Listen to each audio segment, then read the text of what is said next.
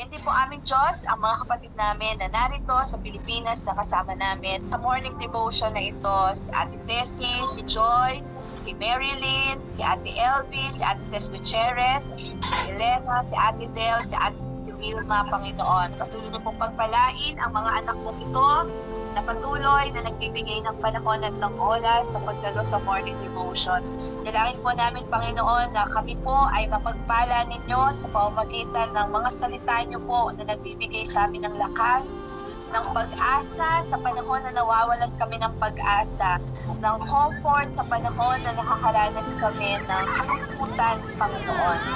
Tinataas ko rin ang aming mga mamshi na pumapasok sa trabaho every morning, pero hindi po nila nakakalimutan na mag-join sa morning devotion. Ikutin po, Panginoon, ang patuloy na mag-ingat at magpala sa kanila sa panahon na kanilang pagbibiyahe, sa buong panahon ng kanilang paghahanap buhay, at kailangan po, Panginoon, na maging blessing sila, Panginoon, sa lahat ng kanilang mga co-worker, Panginoon, at maging example din po sila, good example din po, Panginoon. Dahil ko rin po aming Diyos, ang aming bansa, ang aming mga government officials, ang kalagayan ng politika dito sa aming bansa, Panginoon.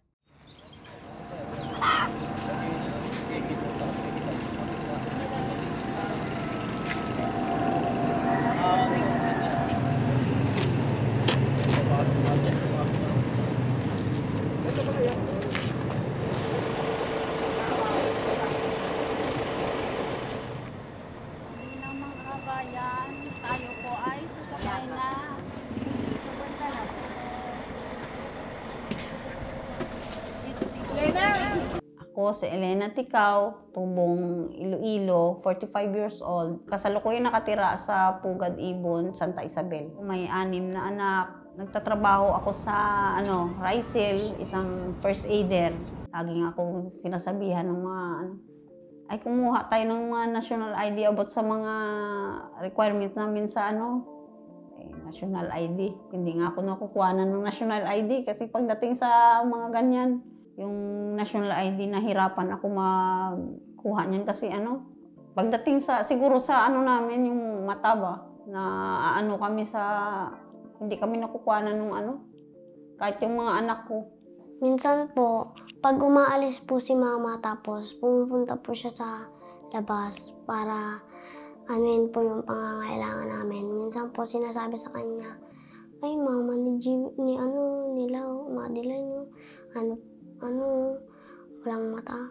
Tapos sinasabi po ng papa namin sa amin, yung mama mo inaasar. Tapos nagagalit po kami. Tapos para din po sumasakit po yung damdamin namin para sa kanya po.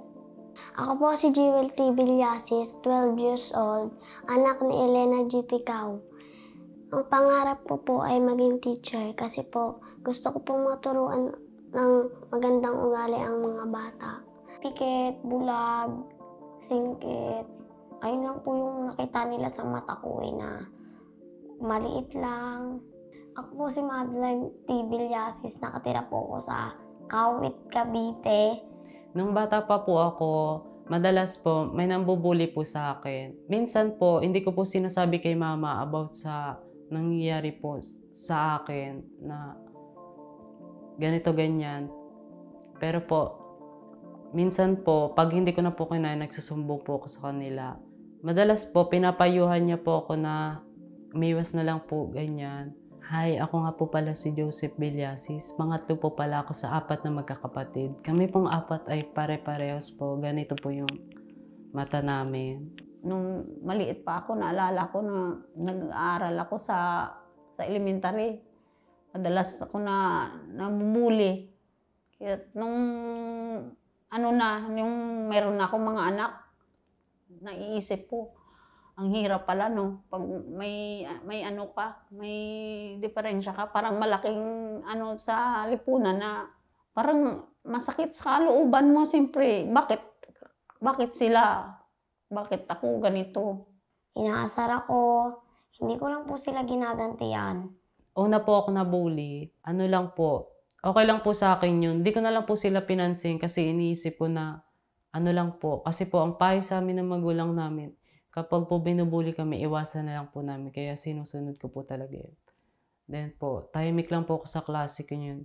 Then one day po, may mga kaklase po na para pong nagbubulungan. Yung una po, akala ko po hindi tungkol sa akin yun. Tapos na-realize ko po na ako po pala yung binubuli nila. Palagi po akong nag-iisip po para sa amin na kaya po namin to kahit ano pong pagsubok yung dumating sa amin. Tapos nung magkaroon ako ng anak ko, minsan may inuutos ako sa mga anak ko. Minsan sinasabi ko lang sa kanila, andyan lang yan na. Wala talaga mama. Sabi ko, ba hindi mo nakikita? Siguro na nakapikit ka ganun. Sabi ba naman, saan ba kami nagmana mama? Di ba sa'yo? Sabi ko, anong gagawin ko? Kasi yun ang binigay ng Panginoon. Madalas nga binabato ang bahay namin. Kahit ngayon malalaki na sila. Isang beses nga ako, naranasan ko yung hinagisa ng yung paputok ng lubintador ba yun? Natutulog ako doon sa bahay. Sabi ko, lumabas ako, pa ako noon, yung masyado pa akong mainitin ang ulo ko.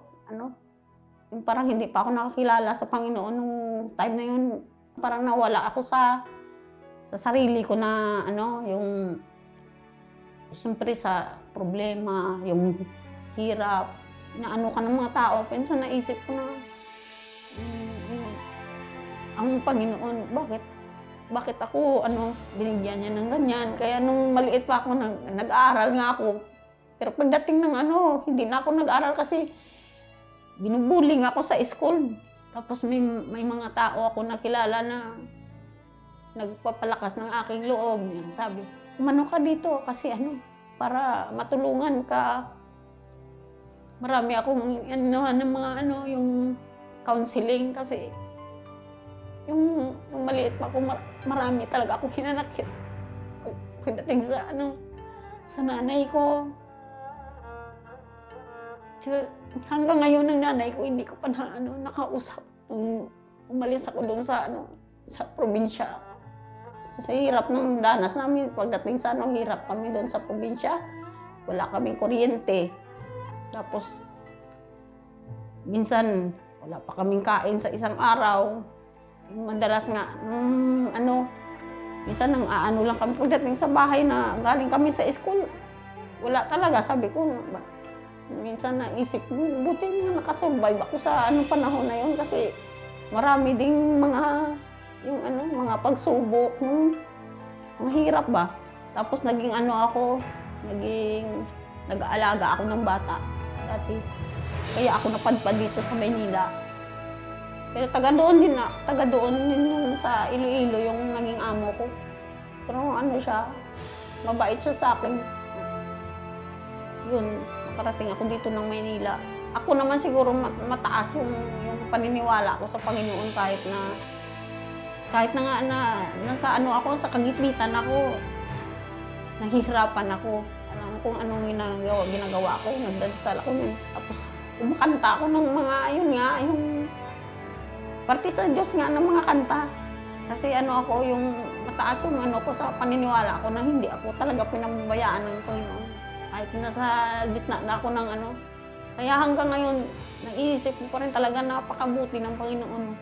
Tapos yan, marami ako nakikilala mga tao. Kagaya niya kay Ma'am Emily. Yung sila, unang-una ko na yan si Jack talaga Jack Chona. Yung nakilala ko dito sa dati hindi ko pinapansin yan sila sa nakikita ko lang sila sa Pugad Ibon nga sila ng Bible study. Hindi ko kasi nga ako naman ako busy lang ako sa pagtatrabaho, tapos inaanuhan ko lang, parang hindi ko pinapansin na kasi yung busy ka nga, may mga anak, mga panahon na nawalan ako ng pag-asa. Mabuti nga na ko sila, nakilala ko sila. Ngayon sumasama ako sa pagmimisyon. Siyempre dun sa pagmimisyon, marami kang na-encounter na tao, marami kang na mga anumang klaseng panahon, kung magandang panahon, masamang panahon, pero ang pinakaano dyan, yung maibibigay mo sa tao na yung salita ng Diyos, ma-share mo doon sa tao. Kasi ako nung hindi pa ako sa misyon, pag nagmi-mission doon sa amin sa kahit nasabihin nga hindi ako nakakaano, pero yung pag naririnig ko sila nga na lumalakas yung loob ko na pag nakarinig ako ng ng salita ng Diyos. Yun. Ako mas masaya nga, lalo na ngayon nang kasama ako sa misyon. Masaya ako, marami akong tao na encounter, marami din akong yung kasiyahan sa sarili mo, parang hindi mo siya, yung parang walang kapalit na kasiyahan, yung matiwasay na yung puso, yung parang lalo na pag nagsama-sama na nagtatawanan, mga ganun, yung mga nagkukwentuhan ng mga ayun, lalong umaano yung sarili ko na lumalakas. Kasi dati hindi ako sa tao, parang ako makipagsama sa mga tao. Kasi nga siguro sa ko, yung sa kalagayan ko, ganun. Pero nung ako sa mga tao, minsan nagbibigay sila ng inspirasyon ng mga salita na ayun, umano ka, ganyan, sama ka, ganyan, maganda yung na yun, kasi parang ka rin yung sarili mo, ma-expose ba sa tapos hindi naman yung tao ang kailangan mo doon ng ang presensya ng Panginoon ba ang nagbibigay sa'yo ng tama yun. Kasi ako, kahit masabihin na galing ako sa kahit marami akong pagkakamali, marami akong kasalanan, pero alam ko sa sarili ko na pag ako sa Diyos, lahat ng kasalanan ko, linis na yan. Nagpapasalamat po ko dahil naalagaan po kami ni Mama. Binibigyan kami ng baon. Pinagpe-pray ko po siya kahit saan. Si Mama po, mabait po siya. Hindi po siya magalitin. Pag po kami nagpapasaway sa kanya, pinagsasabihan niya lang po kami. Tapos hindi na po kami nagkukulit kapag isang beses lang po siya nagsasabi sa amin na huwag kaming maulit. Pinagmamalaki po namin yung sarili namin. Hindi po kami nakikiinggit sa kanila. Tapos tanggap din po namin na ganito kami. Minamahal po namin sarili namin kahit po ganito po kami. Lahat po ng gawain sa bahay, miski po pagtatrabaho, kinasipagan niya po. Nasasabi ko lang po talaga, masipag po siya. Sa panahon ngayon na nandito na ako sa Panginoon, nakakilala ako sa Kanya, malaki na ang aking pinagbago sa sarili ko, na ako, yung malakas na yung loob ko. Hindi nga, sabi ko nga, yung sa mga katrabaho ko, ako superwoman na ako ngayon. Sobrang lakas ko kasi doon ako sa Panginoon humihingi ng lakas. Kaya binibigyan niya ako ng lakas. Ikaw ang aming lakas, ilaw sa landas at gabay sa pagkikibaka.